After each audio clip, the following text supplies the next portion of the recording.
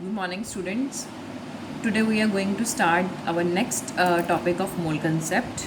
Today we will discuss some flow charts or tricks to solve the numericals of mole concepts. मैं आपको यहाँ पे 3 flow charts provide करवा रही हूँ जिससे आपको ये फॉर्मूलाज अप्लाई करना ईजी लगेंगे. फर्स्ट ऑफ ऑल इज़ कि 1 मोल जो है किसी भी चीज़ का, हम लोगों ने डिस्कस करा है 1 मोल अगर हम बात करते हैं किसी भी चीज़ को लेके तो वो उसके एटॉमिक मास या उसके मॉलिकुलर मास के इक्विवेलेंट होता है. जैसे मैंने लिया 1 मोल एल्यूमिनियम. 1 मोल एल्यूमिनियम में क्या होगा, अब एल्यूमिनियम सबको पता है एलिमेंट है, ये फॉर्मूला तो है नहीं किसी कंपाउंड का. Aluminium is simply aluminium, element है. इसका एटॉमिक मास होता है 27.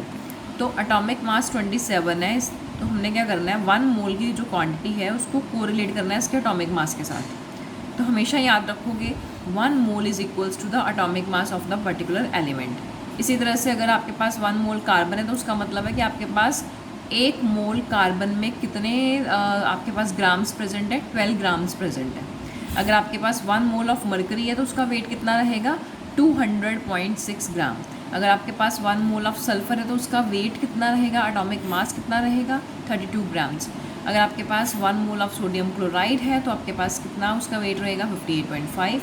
एंड सेम मैनर में कोई भी सॉल्ट आ जाए, कोई भी एलिमेंट आ जाए, किसी भी एलिमेंट या कंपाउंड का 1 मोल जो है उसके एटॉमिक मास के इक्विवेलेंट होता है. ये आपका फर्स्ट कंसेप्ट है मोल कंसेप्ट का. और यू कैन से किसी भी चीज़ का एटॉमिक मास जो है वो रिलेट करता है कि उसमें कितने नंबर ऑफ मोल्स हैं. अगर तो उसका आप एटॉमिक मास ले रहे हो, यहाँ पे सोडियम क्लोराइड है तो मेरे पास इसका मॉलिकुलर मास आया क्योंकि मॉलिक्यूल है प्रॉपर एटॉमिक, ठीक है. तो मोलर मास जो है 58.5 है. तो 58.5 ग्राम ऑफ सोडियम क्लोराइड में कितने मोल्स होंगे, 1 मोल होंगे. और अगर आपके पास सोडियम क्लोराइड के 2 मॉलिक्यूल्स आ गए तो उसको क्या करोगे, मल्टीप्लाई बाई 2 कर दोगे. ऐसे करके हमने न्यूमेरिकल्स लास्ट लेक्चर में डिस्कस करे हुए हैं ऐसे. सो नेक्स्ट हम लोग बात करेंगे कुछ रिलेशनशिप्स अबाउट द मोल. इनमें आप लोगों ने क्या चीज़ ध्यान में देनी है कि अगर तो we are talking about gas, तो हम गैस की बात कर रहे हैं तो इन टर्म्स ऑफ वॉल्यूम बात करेंगे. तो 1 मोल जो है वो हमेशा किसके इक्वल होगा, 22.4 लीटर ऑफ गैस के इक्वल होगा. ये चीज़ आपकी एनटीपी पे होती है और यू कैन ऑल्सो से कि ये आपकी एसटीपी पे है. अब यहाँ पे एनटीपी क्या रहेगा आपका, एनटीपी होता है नॉर्मल टेम्परेचर एंड प्रेशर, और एसटीपी आ जाएगा तो standard temperature pressure. Standard temperature pressure, normal temperature pressure आपका क्या रहता है, टेम्परेचर 298 और प्रेशर आपका रहेगा 1 एटमॉस्फेरिक. तो इन टर्म्स ऑफ वॉल्यूम अगर आपने किसी भी गैस का वॉल्यूम लेना है कि 1 mole of this particular gas किसके इक्वल है, तो हमेशा ही वो आपका 22.4 लीटर के इक्वल होगा. यहाँ पे एटॉमिक मास नहीं ले रहे हो, यहाँ पे तुम लोग क्या कर रहे हो, एवोगैड्रो नंबर की जगह पे 22.4 लीटर्स ऑफ गैस ले रहे हो in terms of volume at STP. अगर आपके पास हम बात कर रहे हैं कि कोई पार्टिकल्स का नंबर प्रेजेंट है, सपोज कर लो मैंने बोला है कि 1 मोल मेरे पास प्रेजेंट है किसका, ऑक्सीजन के एटम्स का. तो 1 मोल के ऑक्सीजन एटम में कितने पार्टिकल्स हैं मुझे कैलकुलेट करना है. 1 मोल ऑफ ऑक्सीजन एटम में एवोगैड्रो के नंबर के इक्वल ही एटम्स प्रेजेंट होंगे. और यही अगर मैं बात करूँ कि इसमें कितने मॉलिक्यूल्स हैं तो उसमें मॉलिक्यूल्स भी एवोगैड्रो नंबर के इक्वलेंट ही प्रेजेंट होंगे. तो किसी भी चीज़ के 1 मोल के अंदर कितने पार्टिकल्स प्रेजेंट हैं, they are equivalent to the Avogadro's number. Next हमने अलग अलग टर्म्स करी थी. हमने बात करी थी कि ग्राम एटम क्या होता है एलिमेंट का, मॉलिक्यूल का ग्राम में लेना है सब्सटेंस का तो क्या होगा, ग्राम फार्मूला मास क्या होता है. अगर हम बात करें अगर आपके पास 1 gram of gram atom of element present है तो उसमें कितने नंबर ऑफ मोल्स हैं. 1 मोल मैंने आपको दे दिया है कार्बन का, तो आपको मैंने बोल दिया आप निकालो कि उसमें ग्राम एटम ऑफ एलिमेंट कितने हैं, 12 ग्राम होते हैं, उसके एटॉमिक मास के इक्विवेलेंट होते हैं. अगर आप किसी एलिमेंट का 1 मोल ले रहे हो तो आपने फाइंड आउट करना उसमें कितने ग्राम एटम्स हैं, तो हमेशा उसके एटॉमिक मास के इक्वल रहेंगे. यहाँ पे सिर्फ कार्बन या सोडियम की बात नहीं कर रहे हैं, हम किसी भी एलिमेंट को ले सकते हैं. आप कॉपर ले सकते हो, आर्गन ले सकते हो, any element you can take over. Next is अगर आपने निकालना है कि 1 मोल जो है अगर हमने 1 मोल ऑफ वाटर लिया है तो उसमें कितने ग्राम मॉलिक्यूल्स प्रेजेंट होंगे. 1 मोल ऑफ वाटर में उसके मॉलिकुलर मास के equivalent gram molecule of substance present होंगे. जैसे H2O वाटर का अगर आप बात करो तो वाटर का मैंने आपको पहले भी निकालना सिखाया है. हाइड्रोजन का एटॉमिक मास होता है 1, मल्टीप्लाई कितने एटम्स है 2, तो क्या हो गया प्लस एक एटम ऑक्सीजन का इंटू 16, तो इसको करके आपका 18 आ जाएगा। सबका ही ऐसे निकालना होता है, इनको याद रखना है, हर जगह आपका काम आने वाला है। तो फिर अगर आप कार्बन डाइऑक्साइड ले रहे हो 1 मोल, उसमें 44 ग्राम मॉलिक्यूल्स होते हैं सब्सटेंस के और इसमें एक चीज़ और ध्यान में देनी है, जो आपके मॉलिक्यूल्स हैं यहाँ पे वो कोवलेंट कंपाउंड्स वाले आएंगे, इसलिए हमने बोल दिया यहाँ पे कि ये molecule of a substance, gram molecule of substance के लिए निकाल रहे हो। लेकिन जैसे पहले डिस्कस करा हुआ हम लोगों ने, अगर आपके पास ग्राम फार्मूला मास आता है सब्सटेंस का, ग्राम फार्मूला मास वर्ड हम उनके लिए यूज़ करते हैं जो आपके पास आयनिक कंपाउंड्स रहते हैं, जैसे NaCl आयनिक कंपाउंड है, calcium carbonate is ionic compound. तो अगर आपने 1 मोल लिया है NaCl का या 1 मोल लिया है कैल्शियम कार्बोनेट का, इन दोनों के केसेस में कितने gram formula mass of substance present है, उनके मॉलिकुलर मास के इक्विवेलेंट ही प्रेजेंट होगा। So now next there are some basic relations related to the number of moles. इसमें अगर हम बात करें तो ये आपका बेटा फिर से वही चीज़ रिपीट हो रही है। 1 मोल एटम, अगर आप 1 मोल ऑफ एटम ले रहे हो ना, तो उसमें कितने एटम्स प्रेजेंट है, किसी भी एटम के 1 मोल ले लिया तो उसमें एवोगैड्रो नंबर के इक्विवेलेंट ही एटम्स प्रेजेंट होते हैं। फर्दर ये चीज़ उसकी किसके इक्वल होती है, gram atomic mass of the element के इक्वल होती है। जैसे आपने क्या करा है, 1 मोल ऑफ हाइड्रोजन एटम्स ले लिए, अगर 1 मोल ऑफ हाइड्रोजन एटम्स लोगे तो कितने एटम्स के इक्वल होगा, एवोगैड्रो नंबर ऑफ एटम्स के इक्वल होगा। तो इसका ग्राम एटॉमिक मास कितना आएगा, एक हाइड्रोजन का 1 होता है, तो 2 हाइड्रोजन्स का कितना हो जाएगा, 2 ग्राम हो जाएगा। अगर आपने मोल्स निकालने किसी भी एलिमेंट के, मोल्स ऑफ एन एलिमेंट में क्या करोगे, mass of element divided by the atomic mass. Mass of element आपको स्टेटमेंट में गिवन होगा, उसको डिवाइड कर देना उसी के एटॉमिक मास के साथ, तो आपका क्या आ जाएगा, एलिमेंट के मोल्स आ जाएंगे। We will discuss the examples by the next formulas के बाद।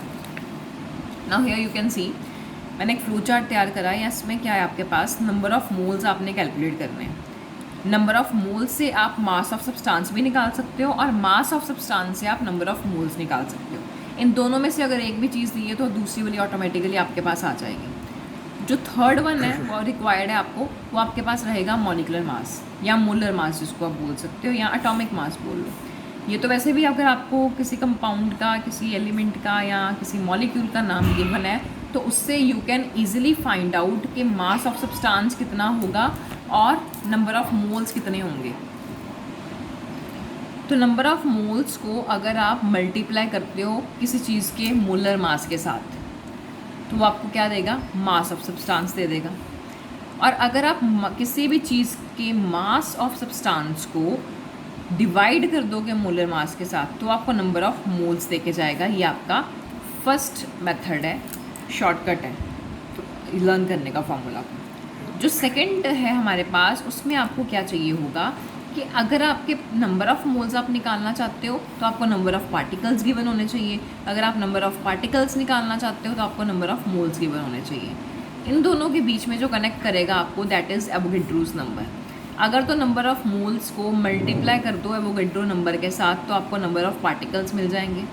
और अगर आप नंबर ऑफ पार्टिकल्स को डिवाइड कर देते हो एवोगैड्रो नंबर के साथ, तो आपको नंबर ऑफ मोल्स मिल जाएंगे। ये आपका सेकेंड शॉर्टकट है टू लर्न द फॉर्मूलाज। इसमें आपके दो फॉर्मूलाज कवर हो रहे हैं, 2 and 2 4 हो गए टोटल। नाउ थर्ड इज़ कि वॉल्यूम्स के लिए इसको कैसे यूज़ करेंगे। अब जैसे आपके पास नंबर ऑफ मोल्स गिवन है, तो you can find the volume of any gas at STP और NTP इन लीटर्स। और अगर आपको ये लीटर्स में वॉल्यूम अवेलेबल है, तो आप क्या करोगे, नंबर ऑफ मोल्स निकाल सकते हो। Now how we can do this, number of moles को अगर आप 22.4 लीटर, जो कि स्टैंडर्ड वैल्यू दिया गया है किसी भी गैस के वॉल्यूम को कैलकुलेट करने के लिए, उसके साथ अगर आप मल्टीप्लाई कर दो, तो you will get the volume of that gas at NTP और STP इन लीटर्स। एंड अगर आप लोग इसी वॉल्यूम को लीटर्स में एट STP और NTP डिवाइड कर दो 22.4 लीटर के साथ, तो you will get the number of moles for that particular gas. Now this is the third shortcut की। तो आपके पास बेसिकली 3 शॉर्टकट कीज़ लर्न करने से यू कैन लर्न 6 फार्मूला, जिससे आपके पास इन 4 में से कोई भी चीज़ निकालनी है तो you can easily calculate. Next few are other examples. अगर आपने मास निकालना है किसी एक एटम का, तो मास ऑफ 1 एटम, अब ये 1 एटम किसी का भी हो सकता है, तो जिसका भी 1 एटम ले रहे हो ना, उसका एटॉमिक मास लेना है और उसको एवोगैड्रो नंबर के साथ डिवाइड करना है, तो आपके पास मास आ जाएगा एक एटम का। नेक्स्ट है, अगर आपने 1 मोल में कितने मॉलिक्यूल्स हैं वो निकालने हैं तो क्या करोगे। अब मॉलिक्यूल्स किसी के भी हो सकते हैं, किसी भी गैस के ले सकते हो मॉलिक्यूल्स आप। तो 1 मोल ऑफ मॉलिक्यूल्स अगर आप निकालना चाहते हो तो वो एवोगैड्रो नंबर ऑफ मॉलिक्यूल्स के इक्वल होगा। तो अगर आपने ये करना है तो फर्दर एक इसके इक्वल आएगा, ग्राम molecular mass of the substance के इक्वल आएगा।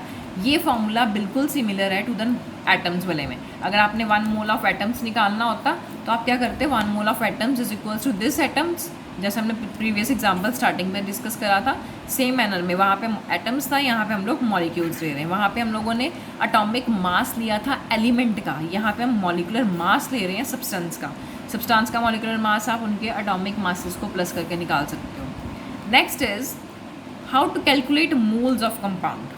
मोल्स ऑफ कंपाउंड को कैलकुलेट करने के लिए क्या चाहिए, आपको कंपाउंड का मॉलिकुलर मास निकालना आना चाहिए, प्लस स्टेटमेंट को ध्यान से रीड आउट करने के बाद उसमें आपने ये चेक करना है कि आपको उस कंपाउंड का कितना मास दिया गया है या कितने आपको उसके मास के गिवन ग्राम्स दिए गए हैं।